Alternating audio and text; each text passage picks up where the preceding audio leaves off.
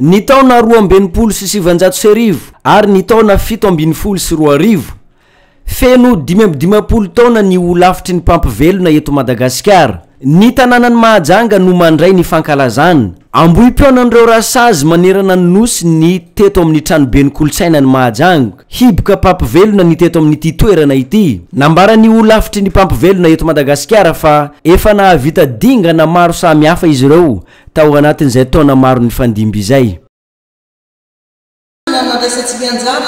Andreo monitrice privé satria mba tokony atsaraina koa ny kalitaon'ny asantsika ny any fanjakana moa dia efa hitantsika fa mandeha tsara fa namafisina kosa ny fahaizan'ireo monitrice encadreur de stage tany amin'ny sehatra privé mba hanatsarana ny kalitaon'ny asantsika satria tsika dia mandray anjara mavitrika amin'ny fampidinana ny tahampahafatesan'ny reny sy ny zaza.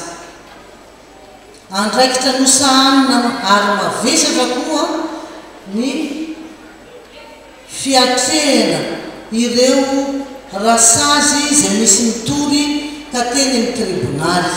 Tsy maintsy miantsoroana fa hita fa andraikitra mavesatra ka izay indrindra no amerenantsika ny code de déontologie ho fantatritsika inona daholo moa ireo andraikitritsika satria dia mavesatra tokoa izy io an'ny ordre.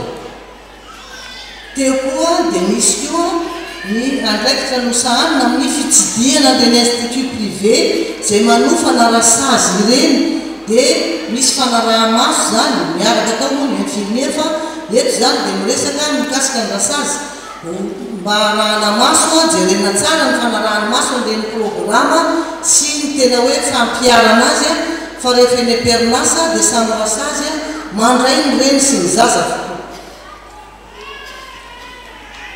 Teo ihany koa ny fanatrehana an'ireo fivoriana sy ny atelier izay anasan'ny ministeratsika tena isaorana bebe fa tsy nanadino na oviana ny olafitra ny ministera fa tena betsaka ireo atelier izay misy fanapahan-kevitra nandraisantsika anjara dia isaorantsika manokana eto zany ny ministera ny fahasalamana.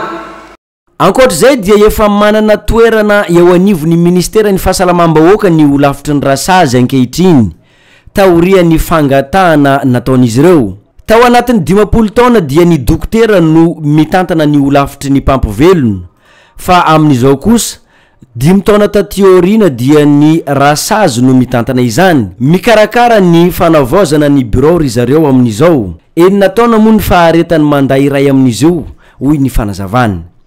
Fifidianana izay ho birao manaraka tiana ny manamarika etona fa eo am-piandrasana ny fankatoavana ireo atota taratasy efa nateritsika ny ministera hatramin'ny taona lasa isika izao. Ny birao national indray zao no mba ho asehontsika satria eo moa zany fikarakarana fifidianana.